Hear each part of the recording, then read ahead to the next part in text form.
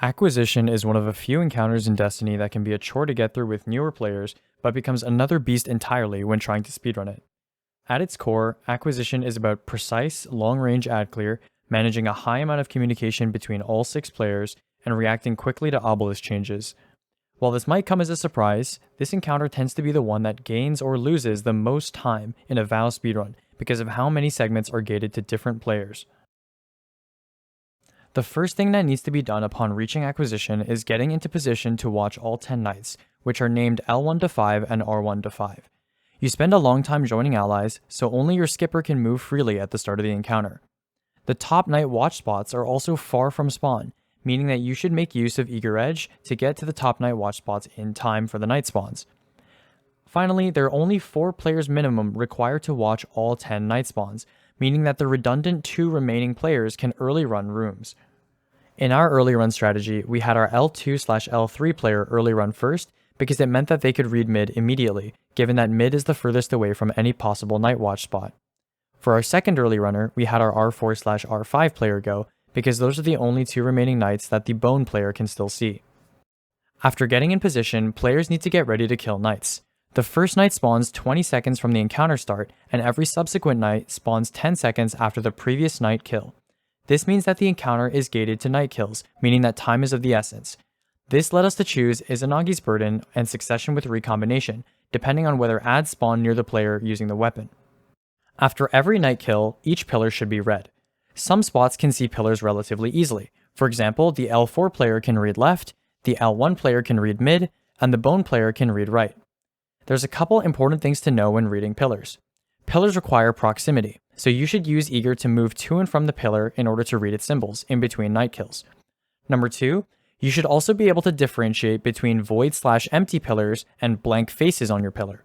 If you have a void symbol on your pillar, then the most recent knight wasn't yours. If you have a blank face on your pillar, then the pillar is currently updating information and you should stay to read it just in case it contains something important. Finally, players should call knight spawns, not kills, when they call 1, 2, and 3, so readers can check earlier, knowing that it is not their knight that they need to stay for. 2. Not right. While pillars are being read, the early runners should go to their rooms to kill their glyph keepers.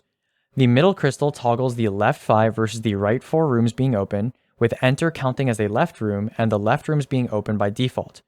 There should always be a player watching the door crystal who should react to room calls being given by pillar players and pre-open rooms for early runners. 2. Not right. And 2. Sorry.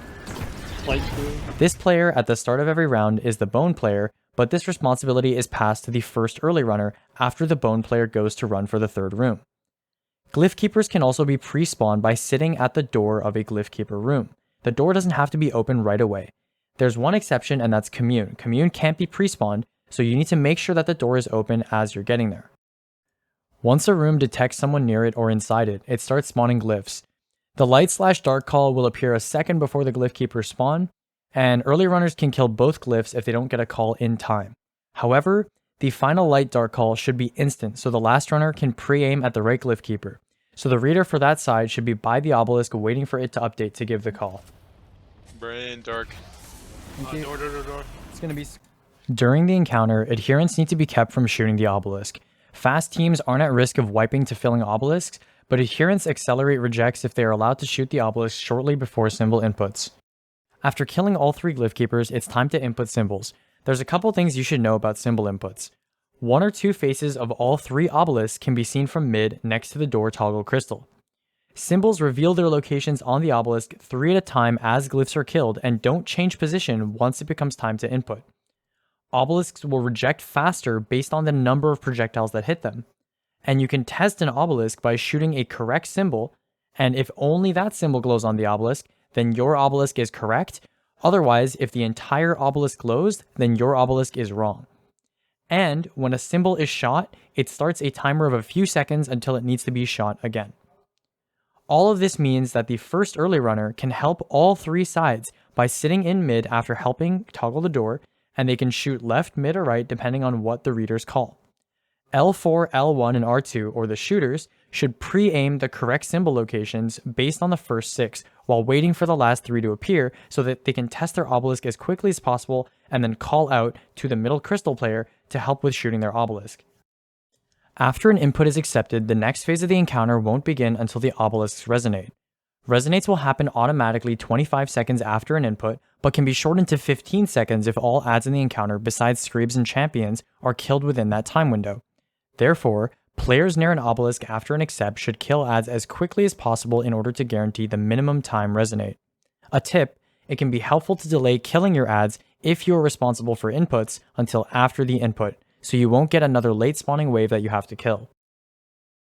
The ammo situation going into Caretaker is similar to going into Acquisition. There is no perma, so finishers need to be made. 1 champ spawns per obelisk every round, so Aeon finishers can be used with special finishers to guarantee ammo for the next encounter. Naturally, the players with champ spawns close to their knight spawns will most likely be the ones that end up doing finishers. Finally, we need to talk about skips to Caretaker. The skip to Caretaker is much more complicated than your average raid skip, especially if your team is doing 1-3. 3 skippers need to set up before the end of Acquisition: 1-2 checkpoint, 1-2, and 1-3. Skips should leave in order of length, since if the third round ends up being fast, both 1-2 checkpoint and 1-3 have very tight skips if no time loss is to be incurred on either skip. 1-2 can leave at the start of final round, since 5-manning isn't time loss. 1-3 should leave after third night, since Bone can read left obelisk room call if it's third night, and 1-2 checkpoint should leave after reading light dark for the remaining obelisk closest to left. Running on the final round is also modified to account for reduced players. Only 1 player early runs, and the second early runner takes over for R2/R3 knights, while L1/R1 runs for the final room instead of Bone, since Bone is typically 1-2 checkpoint. The first early runner reads light dark for the obelisk furthest from left out of the 2 remaining obelisks they didn't run for. Since the second and third runners are running at the same time, they can either default to mid and right, swapping with left as needed, or they can run based on proximity to rooms that are near them. If 1-3 needs an auto-res, 1-2 checkpoint should wait until they are dead to hit checkpoint, unless they use the encounter end auto-res, and 1-2 should wait to start Caretaker until 1-3 dies again. And that's it for Acquisition. Certainly one of the most mechanically challenging encounters to plan around and route, and I'm sure you can see why you can lose a lot of time here.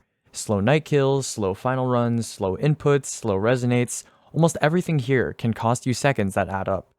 When I see you again, we'll be discussing Caretaker, a unique boss encounter whose precise timings and mechanics determine whether or not you kill him in one floor. Bye for now.